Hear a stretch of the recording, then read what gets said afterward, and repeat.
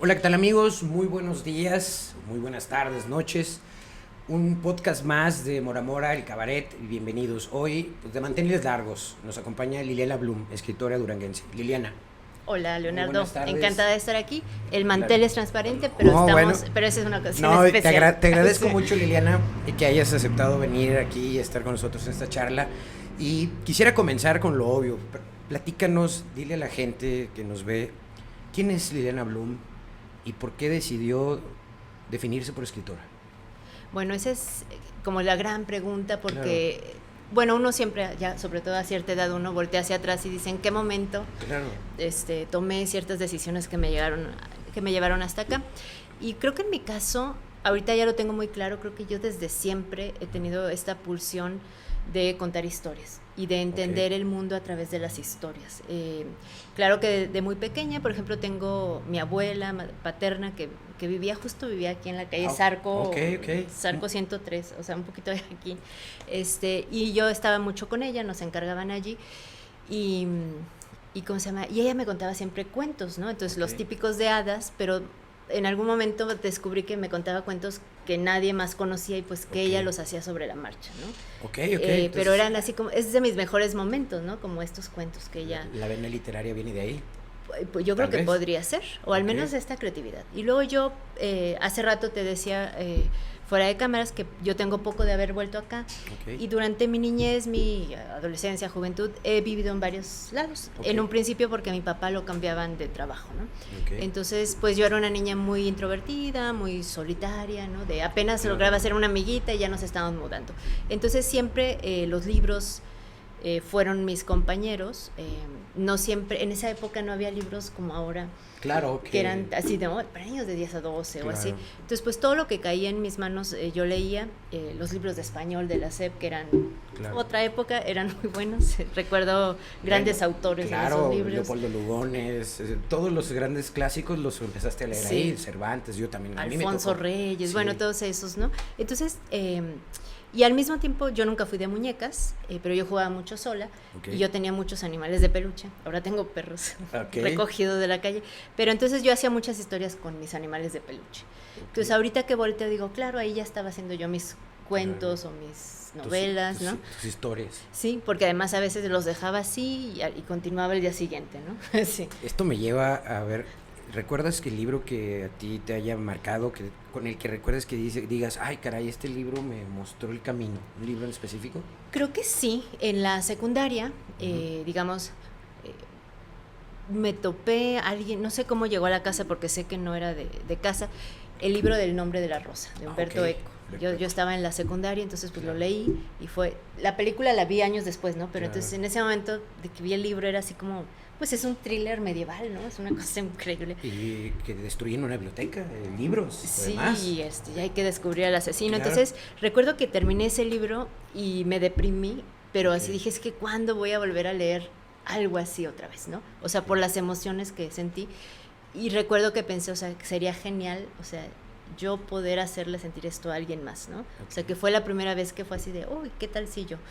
Y después, más adelante, en la prepa, creo que ahí ya fue como cuando afortunadamente hubo gente que me orilló sin saberlo, porque hubo una maestra de redacción, en ese entonces yo vivía en Querétaro, y nos dijo, a ver, el trabajo del mes va a ser o que escriban un cuento o un poema, y es, o sea, no lo hacen ni truenan, ¿no? Entonces yo dije, no, pues la poesía, nunca me ha gustado la poesía, la verdad. Ok. Entonces, a la fecha, entonces dije, bueno, un cuento. Entonces hice mi primer cuento, digamos, de manera consciente, escrita, y recuerdo que luego hicieron un concursito literario dentro de la prepa Ok, y me gané el tercer lugar, ¿no? ok, Y fue así una noche literaria, con velitas, se leyeron los trabajos y fue así de, oye, esto me gustó, ¿no? O sea, como... ok. Y luego hubo un escritor, que por ahí sigue, Antonio Vilanova, en Querétaro, por ahí sigue, es un poeta. Él empezó a dar unos talleres ahí en la prepa y en ese entonces era guapísimo, bueno, a mí me parecía guapísimo. Ok. Entonces recuerdo que también me metí al taller así como de, Ajá, a ver si lo impresiono, ¿no? ajá, por un lado, Sí, ¿no? entonces pues creo que esas dos cosas, la maestra y este poeta, quizás fue lo que hizo que para que cuando yo ya, digamos, me gradué de prepa, yo dije, yo quiero ser escritora, ¿no? Ok. Y a ver cómo le hacemos, pero yo quiero ser escritora. Oye, y en este lapso en que fuiste descubriendo esta parte, esta vena literaria, porque digo, todos somos seres narrativos, pero no todos tenemos la capacidad luego de asumirnos como tal. ¿Cómo fuiste encontrando ese lugar en la literatura, el cuento, la novela, los diálogos? ¿Cómo encontraste tu mantra, esa parte vena tuya específica? Pues creo que eso que describes sería lo que se puede decir es el estilo de cada escritor, o sea, encontrar tu propia voz. Uh-huh. Y creo que eso es algo, así como tardamos años en desarrollar nuestro verdadero carácter, ¿no? Claro. Porque a veces pues estamos imitando a alguien, estamos aprendiendo que... Entonces creo que con la voz de cada autor sucede igual, toma años encontrarla. Y creo que algo que ayuda es, digamos, ser honesto a la hora de escribir. Okay. Y con eso no quiero decir así, ay, nomás di la verdad, sino escribir honestamente quiere decir, escribe las cosas que a ti te importan, que te tocan, que claro. te apasionan, versus hay otros escritores que a lo mejor están diciendo, a ver, ahorita que está de moda, ¿no? Así, por ejemplo, en algún momento, la novela del narco, pues claro. voy a hacer mi novela del narco. O ahorita las desaparecidas, mi novela de desaparecidas. Claro. Entonces, eso no es escritura honesta, eso es como... tratar de... subirte a la ola, ¿no? Subirte a la ola, ¿no? Y a veces esas olas duran más o menos, a veces la ola ya pasó para cuando terminan claro. de hacer el libro, entonces se quedan así. Y creo que se nota cuando un escritor escribe de manera honesta y cuando es de este otro grupo. Y claro, toma años y muchas lecturas, uno puede aprender mucho de los malos libros como de los buenos, pero hay que leer de manera crítica, ¿no? En ese contexto, ¿quiénes fueron, digamos, tus principales maestros? ¿A quiénes acudías en esta formación como lectora para llegar a ese punto? Ahorita puedo ver que he tenido varios maestros, maestras sobre todo, y como faros en mi camino, porque por supuesto que cuando uno empieza en esto, además de que todo el mundo te dice, que ahorita hablamos de eso, no vas a poder vivir de esto y para esto de otra cosa, claro, ¿no? Claro. También está... pues que uno duda todo el tiempo de sus capacidades, ¿no? Y es un ambiente muy competido y es una carrera donde a veces pueden pasar años sin que tú veas resultado. Por ejemplo, mis primeros cuentos y publicaciones en revistitas y eso fueron en la prepa. Okay. Yo hice la prepa entre el 90 y 93. Y para que veas, mi primer libro de cuentos, o sea, mío, en una editorial independiente, muy pequeña en Tampico, que ya no existe, Voces de Barlovento se llamaba, salió hasta 2003. Okay, o sea, 13 años, 10, 11 después. Y luego entre ese primer libro de cuentos, que escribí 7 más, pero digamos, y Pandora, que la tienes allí, claro. que fue mi primera novela, pasaron otros 12 años, porque okay. Pandora sale en 2015. Entonces comienzas con los cuentos. Y después y luego la novela. Para mí es el camino natural de los narradores, pero habrá quien me desmienta, ¿no? Claro. Hay escritores que van directo a la novela, hay grandes novelistas que son pésimos cuentistas y viceversa. ¿Cuál es la diferencia de los dos para que el público entienda? Porque aparentemente un cuentista puede hacerse un novelista de facto o viceversa, pero los dos tienen sus... Claro, y no siempre sucede porque se necesita como cierta sensibilidad para cada uno. Hay quien cree que el cuento es más fácil porque es más corto, ¿no? Y claro, un cuentito es más fácil de hacer que un libro de cuentos, por ejemplo, ¿no? Claro. Pero al final del día yo creo que la gran diferencia es, aunque son, digamos, hermanos, ¿no? Comparten muchos elementos. Así como decía Cortázar que el cuento era por knockout y la novela por puntos, o sea, okay. Creo que el cuento es como si, para poner otra analogía, otro símil, ¿no? El cuento es como si estuvieras haciendo un pastel de estos así como bien bonitos en el horno y si no voy a decirlo, o sea, si metes la pata y le abres antes, se te cae y se te cayó. Y por ejemplo, si se te cae el primer cuento en un libro de cuentos, pues nadie va a seguir. Y en cambio la novela es mucho más generosa. A veces puede ser que, bueno, el inicio no está tan bueno, pero si después se puso bien y terminó muy bien, el lector va a decir, bueno, el principio estuvo medio chafa, pero... O igual, si todo estaba muy bien, excepto el final, no me gustó el final, pero pues me la pasé bien, entonces se lo perdono. Claro. Entonces el cuento es mucho más exigente pero como es más corto a veces se cree que es más fácil. Tiene que ser contundente y mantenerte también ahí, ¿no? La atención, sí. En ese contexto, ¿quiénes son tus referentes? Ahorita mencionaste a Cortázar, a mí me fascina porque tiene los finales de Cortázar pues son increíbles, son impredecibles, pero ahí está Anton Chekhov, está el mismo Hemingway, no sé, una gama enorme. ¿Quiénes son tus referentes? Pues vuelvo así también a mis influencias que decíamos. A pesar de que estos autores que mencionas los leí y en su momento me gustaron, nunca he tenido como clic, por ejemplo, ni con Cortázar, ni con Borges, ni con Rulfo, o sea, que yo dijera, ¿esto me está hablando a mí? No, claro. O sea, no, o sea, a pesar de que los leí, los disfruté en su momento, creo que la primera vez que alguien me habló, digamos, de una realidad compartida, al menos, y además, como te decía, era cuando yo empezaba, estaba yo muy insegura, y pues uno escribe pues con los de su camada, ¿no? Claro. Y por ejemplo ahorita pues los de mi camada son los de los 70s, pero por ejemplo muchos se quedaron en el camino, pero por ejemplo alguno que quizás conozcas, por ejemplo Carlos Velázquez, sí. Antonio Ramos, bueno, más o menos todos estos de mi generación estaban todos escribiendo una de estas cosas, o la violencia en la frontera, la migración, las drogas, el narco, personajes que se la pasaban metiéndose coca y buscando al dealer, o la violencia en la Ciudad de México, ¿no? O sea, en Tepito y en el metro, ¿no? Entonces, y mis temas eran totalmente pues femeninos, en el sentido de que tenía protagonistas mujeres a las que les pasaban cosas pues que nos suceden a muchas mujeres, ¿no? Claro. Entonces había como mucha presión y a la fecha muchos de mis colegas hombres dicen, la Bloom escribe para ñoras y señoras, claro. Y, o sea, y además pues es una misoginia muy fea, ¿no? Sí, porque... digo, que ahorita me platicas de esa parte que supongo que la has vivido y padecido. Sí, así de, si la que escribe es mujer, si el personaje es mujer y lo que le pasa son cosas que le atañen a las mujeres, pues es literatura de otro nivel. Entonces, claro que yo pensaba que estaba nadando a contracorriente porque era totalmente diferente. Pero entonces recordé a Rosario Castellanos, que ya la había leído pues por ahí a finales de los 90s. Mi libro favorito de ella es Álbum de Familia, que son unos cuentos en Joaquín Mortis. Y son puros personajes femeninos en situaciones, digamos, domésticas, cotidianas. Y entonces como que yo dije, o sea, pues no estoy escribiendo de narco, frontera, desierto, ¿no? O sea, toda esta literatura del norte que digamos, es muy cuadrada. Es típica. Si es del norte, entonces tiene que haber desierto, chamizales, drogas, narco, ¿no? Claro. Sombrerudos, ¿no?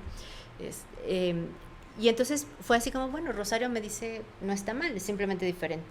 Y después en la carrera me topé con Margaret Atwood, que a la fecha es una de mis escritoras favoritas, la canadiense. Se le conoce más por el cuento de la criada, pero fue con un cuento de ella que se llamaba Fantasías de violación, que es de un libro de cuentos que se llama Chicas bailarinas. Entonces yo cuando leí ese cuento fue así de, es que yo quiero escribir así, yo quiero leer todo de esta mujer, y fue así como que me abrió, o sea, panorama. Dije, claro, hay cosas distintas más allá de todos estos hombres que había estado leyendo yo toda mi vida, ¿no? Y todos estos temas. Entonces, creo que ellas dos fueron así como de este es el camino que yo quiero. Castellanos y Atwood. Sí.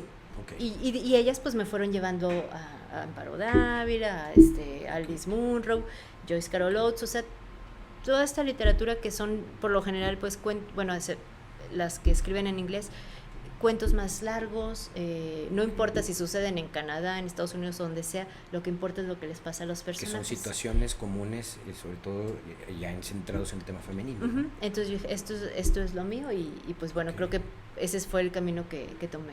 ¿Qué cuentos recuerdas en ese trayecto tuyos, ya que has ido elaborando, que marquen esa pauta de crecimiento y de evolución hasta llegar a Pandora, que la tenemos ahí enfrente? O sea, Pandora ya es una novela que también rompe los esquemas. Sí, pues creo que todos los cuentos que he hecho siempre he estado allí, o sea, y por eso creo que son lo que se llama pues los leitmotivs, que son estos como temas recurrentes que están en la obra. Es decir, ninguna trama de mis cuentos o novelas es igual, o sea, ninguna, pero de alguna manera estoy tratando las mismas cosas, ¿no? Que son, por ejemplo, en Pandora es mucho más evidente, por ejemplo, ¿por qué las mujeres estamos en relaciones o nos quedamos o toleramos ciertas cosas que no deberíamos, ¿no? O sea, ¿por qué Pandora se pone en esa situación, ¿no? ¿Por qué Aimee del monstruo pentápodo hace lo que hace? Y entonces este tema de, por ejemplo, mi teoría es que las mujeres le tenemos un pavor a la soledad, entonces por tener un hombre al lado se cometen las peores atrocidades del mundo, ¿no? Entonces es un tema que si lo busca uno, está presente en cada una de mis textos desde el inicio, ¿no? Nada más que, por supuesto que mucho es el subconsciente, ¿no? Claro, que va fluyendo.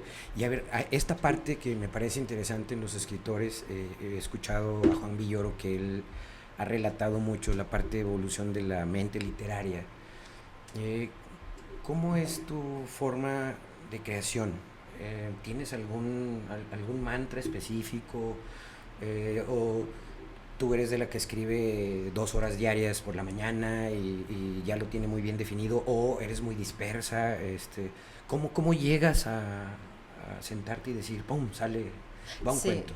Ay, pues sí soy muy dispersa, tengo déficit de atención, pero además, no quiero caer en los, como en las quejas, pero ahorita que mencionas lo de Villoro, que Villoro es un gran amigo, pues lo acabo de ver ahora en Yucatán, en la Filey, pero... Y gran cuentista además también. Sí, pero sucede, ¿qué pasa? Bueno, ahí va Villoro con su esposa joven, ¿no? Okay. Entonces, lo que sucede a veces es que, y esto lo decía una feminista que leí hace 1000 años, pero no recuerdo su nombre, que decía, yo también quiero una esposa, ¿no? Okay. Y entonces era esta teoría de, es que claro, o sea, todos los colegas hombres, por supuesto que tienen un trabajo, algunos viven totalmente de la literatura, pero pues ya sabemos, muchos dan clases en la UNAM o lo que sea. O son periodistas. O lo que sea, pero digamos, hacen su trabajo y cuando vuelven y es la hora de escribir, pues esa casa está llevada, ¿no?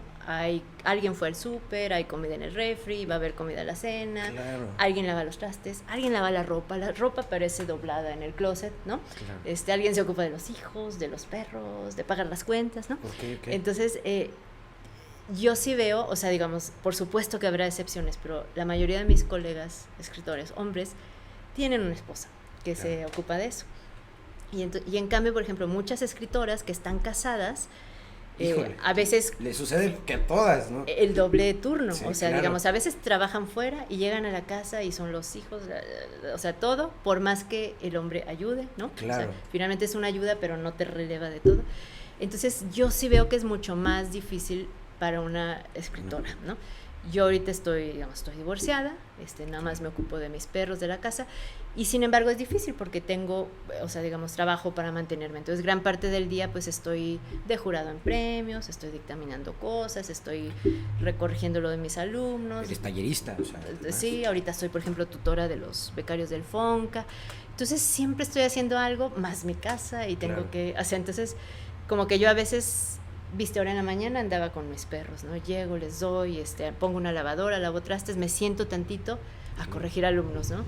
Entonces, todo el día estoy picando, digamos, yo trabajo, para mí no hay fines de semana, y a veces pueden pasar semanas que yo no escriba una línea o nada, ¿no? Pero yo creo que parte del proceso de escritura también se da mucho acá, porque aunque esté haciendo una otra cosa, al menos yo siempre estoy pensando en nuevos proyectos, siempre tengo 1000 libretas, entonces así como idea, ¿no?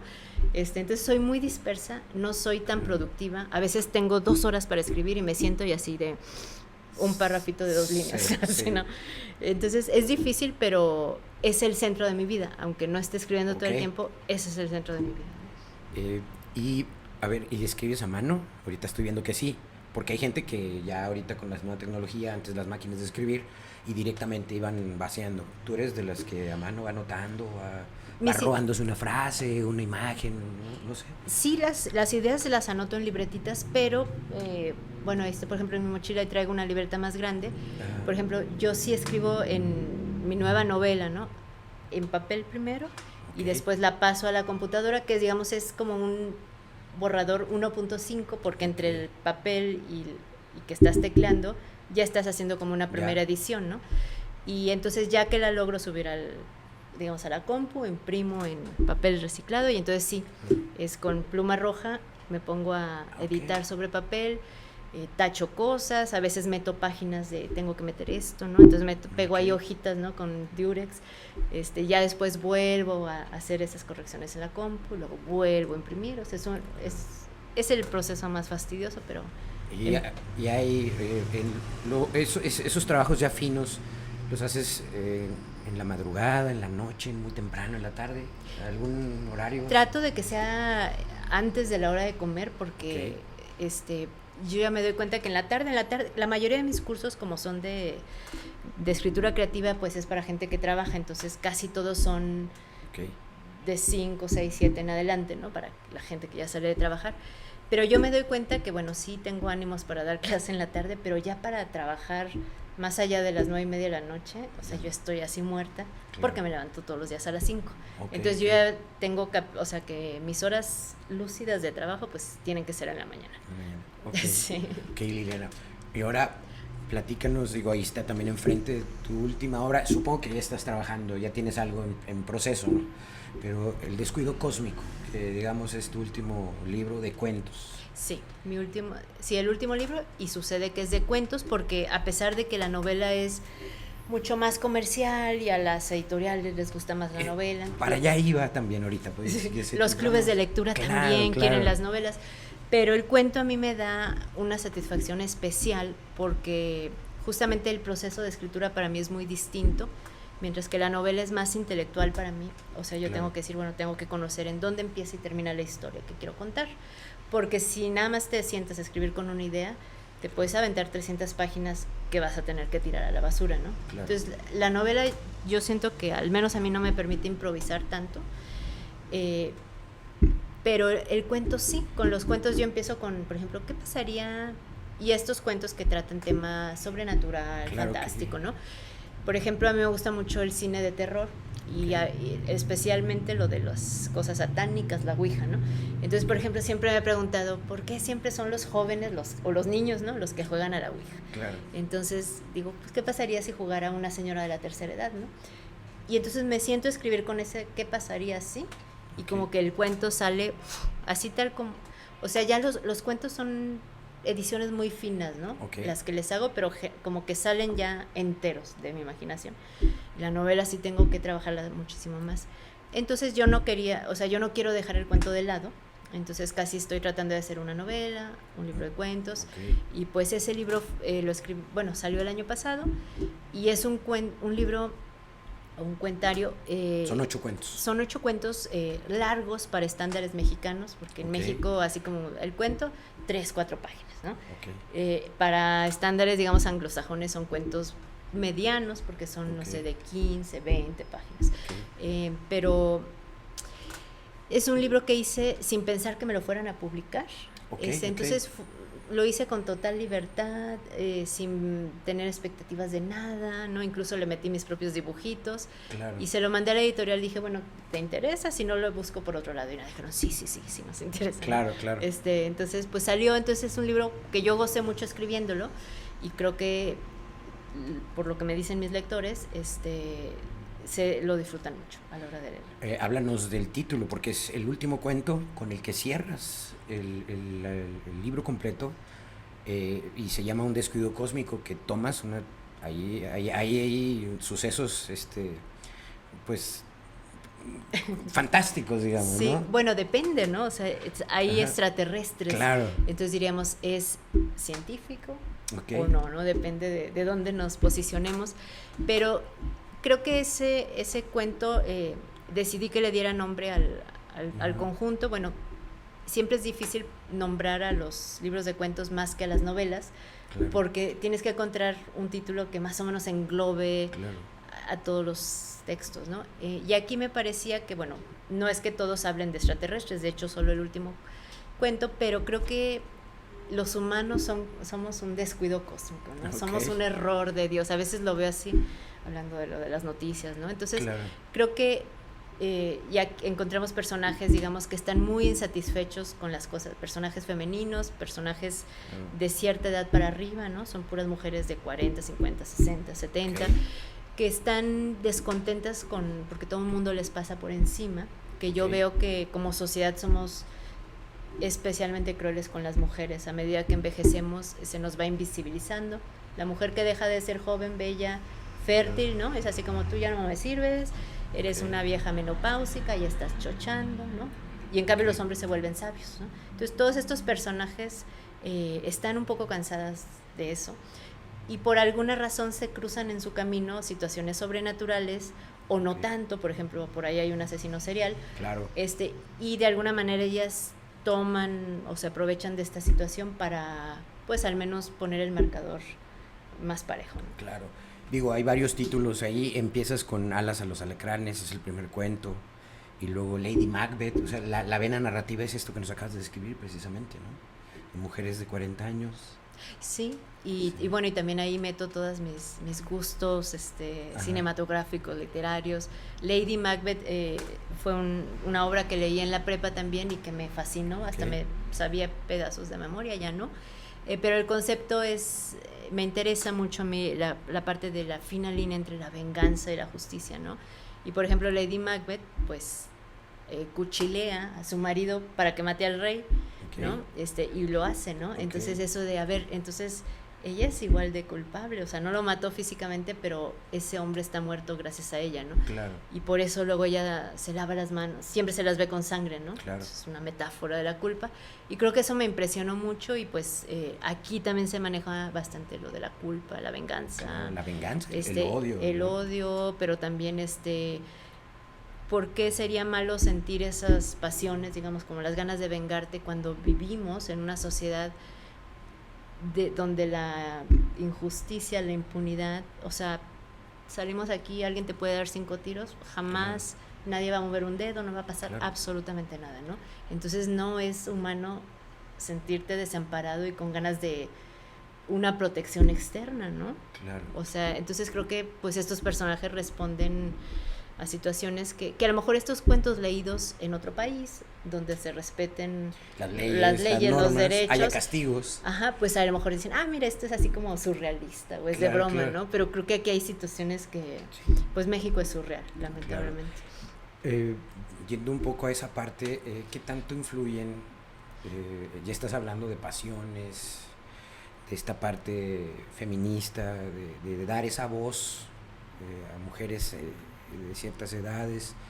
¿Tus sueños tienen algo que ver también? De pronto sueñes algo, los escribas, los recuerdes. No, rara vez, digamos, recuerdo mis sueños. Sí tengo claro, por ejemplo, que periódicamente sueño que mis hijos ya tienen 20 y algo, pero sueño que están chiquitos y se me pierden, y todo el sueño me la paso buscándolos, ¿no? Entonces ese seguramente es mi mayor miedo.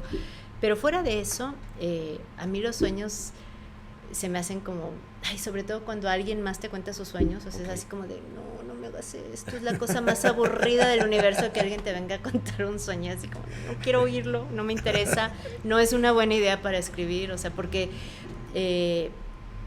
un cuento, una novela son artefactos literarios, o sea, son máquinas que tienen que funcionar. Entonces es como tener un carro, ¿no? O sea, sí tiene que tener ruedas, tiene que tener un motor, el motor tiene que tener gasolina, que sería el conflicto, porque de nada nos sirve un carro sin ninguno de sus elementos. Que esté hecho de madera, ¿verdad? Aunque parezca, ¿no? Entonces, para mí los sueños no tienen como mayor importancia. Yo sí tengo una imaginación, digamos, muy vívida, y la ejercito constantemente, pero no, o sea, yo creo que pero sé que hay escritores que eso les viene así de... Pero me queda claro que tus pasiones, buenas, malas, están ahí. Claro, está todo. Quien me conoce, o sea, un libro, ¿quién decía por ahí? O sea, que escribir es desnudarte, ¿no? Claro. Y no todos los escritores lo hacen, pero creo que cuando lo haces, es cuando puedes conectar realmente con tus lectores, ¿no? Por ejemplo, a mí me leen mucho...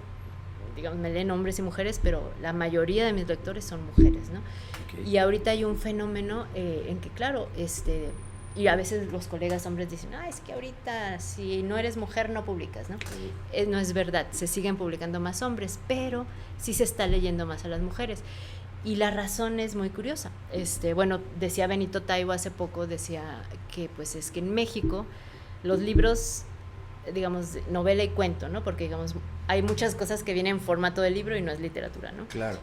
Pero, digamos, cuento y novela, quienes más lo compran en este país son las mujeres.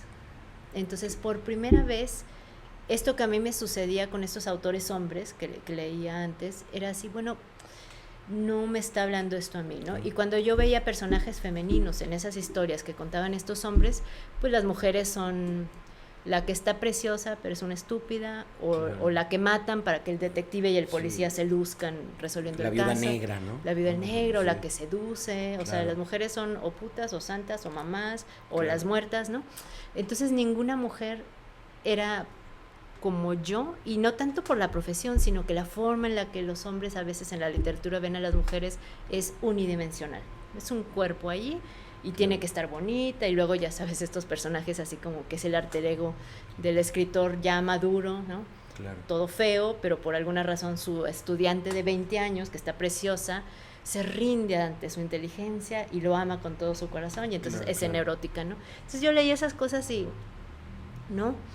Y creo que le sucede a las mujeres lectoras hoy en día. Entonces de repente viene, digamos, esta ola de escritoras, ¿no? Mariana Enríquez, Samantha Schweblin, María Fernanda Ampuero, bueno, muchas, ¿no? En Ecuador, en España, en Argentina, claro, en México algunas, y por primera vez las mujeres nos estamos viendo en esos personajes escritos por mujeres, ¿no? Claro. Entonces así, claro, esta mujer también tiene lonjitas como yo, también tiene arrugas, se preocupa porque está envejeciendo, el marido le puso el cuerno, y no es culpa de ella, ¿no? O sea, como que de repente empezamos a ver eso, y creo que entonces sí se nota en las elecciones editoriales, tanto que hay clubes de lectura. Yo hago muchos clubes de lectura al mes.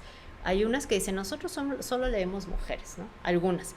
Hay otras que leen, digamos, variado, indistintamente, pero terminan leyendo más libros escritos por mujeres por esa razón, ¿no? Entonces es un buen momento en ese sentido. Me llama la atención porque es uno de los, además de que me encantó el título, pero es una historia muy interesante. La abuela no tiene quien la visite, que es otro de tus cuentos que está ahí. Sí, en clara alusión al cuento, claro, al libro de García Márquez, claro, ¿no? Claro. El coronel no tiene quien le escriba. Pero sí, tiene que ver el tema de la soledad, ¿no? En las mujeres de cierta edad. Entonces es una mujer que enviudó, nunca tuvo hijos, pero digamos heredó una buena herencia, pensión, y está en un asilo, digamos, privado, muy bien cuidada, pero está sola. Y un día, por alguna razón, no voy a decir demasiado, se topa con una ouija ahí en una covachita donde tienen juegos de mesa. Claro. Y pues empieza a jugar a la ouija, y cosas malas pasan cuando eso sucede. Claro, claro. Pero es distinto para una mujer. Exacto. Yo tenía una amiga en prepa que espero que se haya decidido, creo que es médico al final, pero tenía vena de escritora, y ella me decía, es que yo en las historias, en las películas, yo quiero ser Batman. Yo quiero ser Batman, yo no quiero ser la Gatúbela o no sé qué, ¿no? Por lo que acabas de contar, ¿no? Sí, la que hace cosas, no claro, la que le hacen. Exactamente. Entonces creo que pues este es como un momento donde, y las editoriales, por supuesto, o sea, creo que no digo que todo sea bueno, pero una de las cosas lindas del libre mercado, digamos, es que si las editoriales dicen, a ver, estas mujeres están escribiendo y estas otras quieren comprar esto, claro, pues venga, ¿no? Hay oferta y hay demanda. Hay demanda, ¿no? Claro. Entonces a la editorial no le importa ni quién eres ni nada, o sea, si hay alguien que quiera lo que tú estás haciendo, y entonces eso es maravilloso, ¿no? Claro. Esto me lleva a lo que comentábamos al principio. Se vive de ser escritor, Liliana, porque, a ver, muchos tardan, ya nos explicaste lo que ha sucedido en tu carrera, cuánto tardaste de un libro a otro, de una idea a otra, para que pudiera, digamos, ser un éxito como un libro, como en ventas o como un producto ya literario. ¿Se vive? Yo puedo decir, digamos, 100% de mis libros aún no, pero ya yo tengo ya unos años que sí estoy viviendo de cosas relacionadas a la literatura. Yo durante muchos años pues daba clases en universidades y eso, pero pues a medida que, digamos, mi carrera de escritora fue subiendo, pues se necesita que uno, a veces hay años que estoy 2 o 3 veces al mes brincando de feria en feria por todo el país, o en festivales, o a veces incluso ya fuera del país, ¿no? Entonces, pues si yo trabajara en una universidad, por supuesto que me correrían, ¿no? Con tanto así, voy a faltar claro. Voy a estar 4 días fuera, ¿no? Entonces, cada vez he estado siendo más freelance, pero por ejemplo ahorita puedo decir con orgullo, por ejemplo, que mis libros no son bestsellers, pero Claro. son otra cosa que creo que es más bonita, que se llama long seller. Ok. Y esto quiere decir que son libros, y esto es difícil en un mercado como México, porque hay libros, por ejemplo, que salen... Las editoriales grandes están publicando más o menos unas 3 o 4 novedades al día, ¿no? Entonces esos Ok. son, no sé, 300 libros al mes o no sé. Entonces es difícil que le pongan atención a todos los libros. Entonces hay libros que llegan al mercado, están un mes con los libreros, que los libreros son quienes manejan realmente este mercado, porque el librero puede decir, mira, este libro no vendió, Claro. y se lo regresan a la editorial, yo ya no lo quiero, ni me lo vuelvas a mandar. Ok. Ese libro No funcionó. ya no funcionó. Entonces, ¿qué hace la editorial? Lo lleva a todas las ferias del país, y si ahí no lo saca, pues lo pone así de oferta. No sé si han visto esos libros que ponen de 3%, ¿no?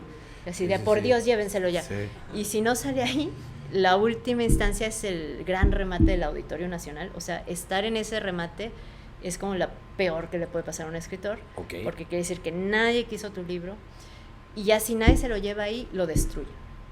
Porque para cosas, digamos, para Hacienda creo que son activos y no sé qué, entonces la editorial no le conviene que le esté ocupando espacio en la bodega, y Claro. entonces los destruyen. Y entonces ese es el destino de gran parte de los libros nuevos, ¿no? Y aquí, por ejemplo, justo hoy me llegó una carta de Planeta, que Pandora y El Monstruo los van a reeditar. Ok. Es la segunda vez que los reeditan este año, Ok. con, digamos, nuevas ediciones de 1500 ejemplares nuevos. Entonces es un libro, Pandora el próximo año cumple 10 años. 10 años. Y no ha parado de venderse y reimprimirse. Entonces Ok. sí, a mí sí me pueden llegar, pues si vamos a hablar así como de cantidades, pues entre 150,000 y 200,000 pesos por año, por Ok. concepto de mis libros, ¿no? Ok. Que por supuesto no es que diga, ya con esto me Sí, compré sí, la sí, casa. ya ¿no? estoy O sea, feliz y ya. hay que sí. dividirlo en 12 meses, Claro, ¿no? claro. Y entonces, por supuesto, doy clases, soy jurado, pero afortunadamente, pues cada vez me invitan más, ¿no? Claro. Sé becario del FONCA, sé jurado en este premio, Ok. da este curso. A mí me encanta dar clases, entonces, pero ya al final estoy trabajando con puras cosas literarias, ¿no? Y es maravilloso, y pues soy dueña de mi tiempo, digamos, no tengo vacaciones, pero Ok. pues sí, ahorita yo podría decir, ahorita a las 12 me tomo una siesta, me la tomo, Claro. ya luego me desvelaré, ¿no? O sea, Claro. pero eso es lindo también, ¿no?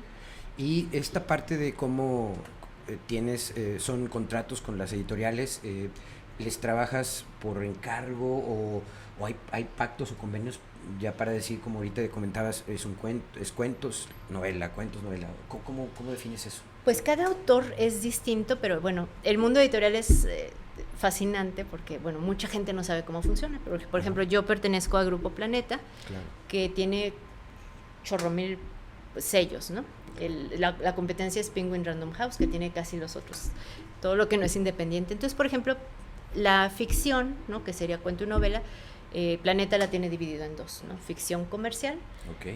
y ficción literaria. Entonces, por ejemplo, la ficción comercial, pues son estos libros que no siempre son muy buenos, por ejemplo, los que vienen de Wattpad y que son como muy masivos, que no Ok. necesariamente tienen calidad literaria, pero venden mucho. Pero claro, pueden vender un año o dos, y atrás luego ya ya viene no. una chavita nueva Claro. con un tema diferente, y entonces los otros los quitan y está la nueva. O sea, digamos, pueden vender mucho, pero así como de igual baja, ¿no? Claro. Y la ficción literaria, Planeta tiene solo 2 sellos, Tusquets y Seix Barral, Ok. que es donde yo estoy. Y entonces, por ejemplo, con la ficción literaria hay mucha más libertad. Por ejemplo, yo llego y les digo, a ver, escribí esta novela, ¿les interesa? Ok. ¿La quieren? Ah, sí la queremos. Entonces me ofrecen un adelanto a cuenta de regalías y firmamos contrato. Ok. Pero sé, por ejemplo, escritores que están en ficción comercial, que muchas veces, por ejemplo, es la novela histórica, ¿no? Y incluso a veces les dicen, oye, escríbete una novela de la esposa de Benito Juárez, ¿no? O escríbete sobre las empanadas de Sor Juana, no sé. Entonces, esas sí son por pedido. Ok. Y trabajan mucho con el editor. O sea, casi a veces los editores les dicen, a ver, esta es la escaleta de tu novela, tiene que incluir esto. Claro. Entonces se los llevan de la manito. O sea, son escritores quizás con menos dotes literarias Ok. y menos imaginación, pero pues están haciendo trabajo que hay que hacerse, ¿no?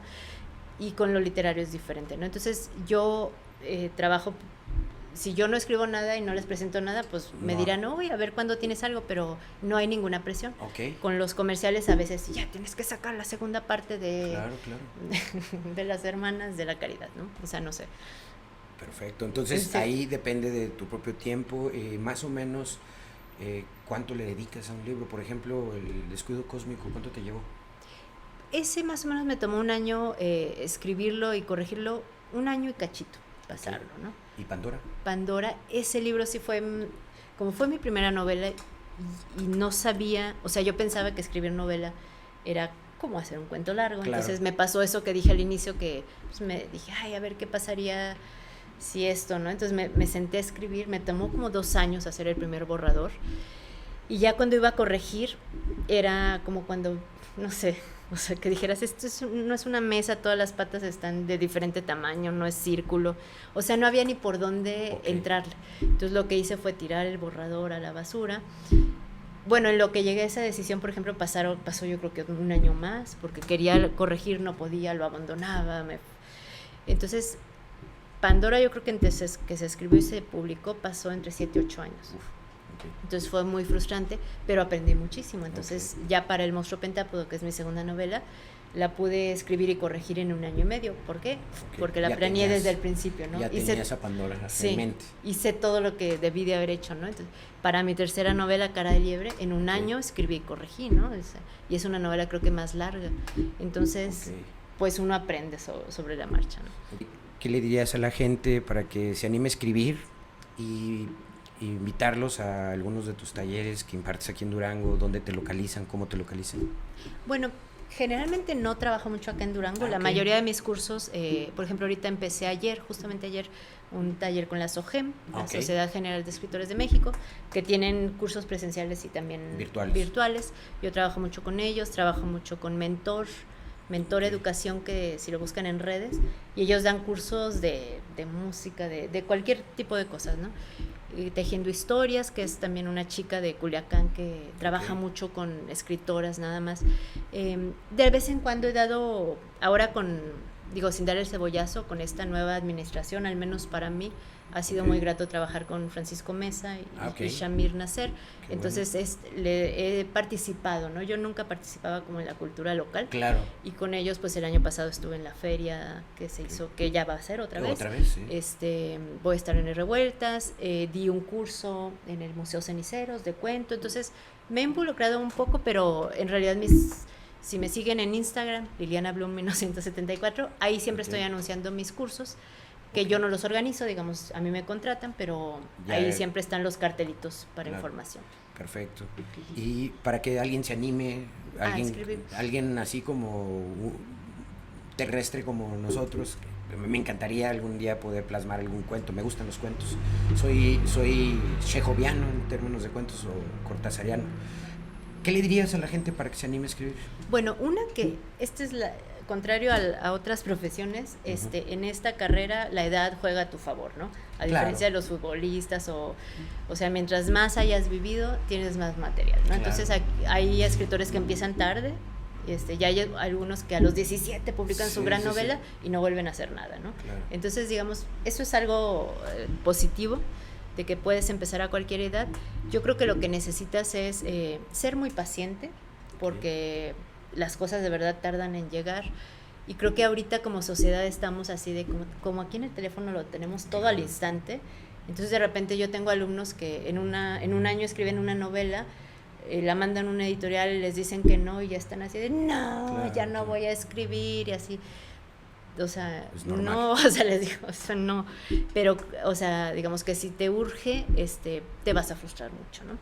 Que seas paciente, que tengas la piel dura, porque, pues, a veces es duro escuchar las críticas de tu trabajo, que leas mucho, que leas de manera crítica. O sea, por ejemplo, si te gusta este libro, trata de analizar qué hizo el autor para que tuviera ese efecto en mí. Si este libro te chocó, te quedaste dormido, no pudiste avanzar, ¿qué es lo que le falta o qué es lo que hizo mal el autor para tener esto, ¿no? Y creo que podemos aprender mucho y experimentar, porque como cualquier otra actividad humana, mientras más horas de vuelo tengas, vas a ser mejor, ¿no? O sea, si llevas 1000 horas de tocar el cello, vas a tocar mejor que el que apenas empezó. Igual aquí, ¿no? Mientras más libros hayas leído y más textos hayas escrito, siempre el más nuevo va a ser mejor que el anterior, porque algo aprendiste. Perfecto, Liliana, pues te agradezco mucho tu tiempo y que nos hayas compartido tu experiencia como escritora, y pues también felicitarte y invitar a la gente que lea tus libros, que búsquelos por ahí, busque a Liliana en Instagram, Liliana Blum. Blum 1974, y bueno, aquí en Durango hay excelentes librerías locales, aunque Claro. mucho se pensaría que no, Que no. no tenemos una Gandhi, pero tenemos Claro. Alfaravía, Claro. tenemos la librería de Lujed, Claro. ¿cuál otra hay por ahí? Está Educal, la del fondo, bueno, la del fondo que es donde no está tiene el Palacio de los Gursa, ¿no? Sí, Ujú. la del fondo como que siempre tiene los mismos libros desde Sí, siempre, ¿no? sí. Pero creo que Educal tiene más novedades, Claro. sí, así como que son los Sí. mismos, hasta están empolvados. Y los están reciclando, o sea, bueno, Sí. se ve que están moviéndose, ¿no? Está Pero la librería Ochoa también, que de la pronto... Ochoa que se cambió, Ah, bueno, esa sí no supe. La librería Ochoa. es que había una Ochoa por Zaragoza, pero esa es otra, ¿verdad? Ajá, sí. Tú Sí, dices la que está por la universidad. Sí, que está por Dolores Sí, del Río. que es una casona impresionante, Sí. pero sí hay muchas librerías, Claro, bueno, también claro. está la Lobos, que Claro, no he claro. entrado, pero está por ahí, ya estamos echando puro... No, pero no, bueno, hay- se quedó con el lugar de donde de era Sanborns. Sanborns, pero sí se quedó con los sellos editoriales. Sí, entonces creo que hay buenos Y una lugares gama. para, y hay algunas librerías como Alfaravía, por ejemplo, Claro. que si no tienen el libro, te lo Te lo piden. piden. Entonces Te lo piden. es genial. Sí, sí, sí, te lo piden. Que bueno, un saludo a Lisandro y a la familia de Lisandro, don José Luis González. Se Que nos adelantó, ¿no? lamentamos, sí, lamentamos su partida. Pero pues muchas gracias, Liliana. Bueno. Te agradezco. Igualmente.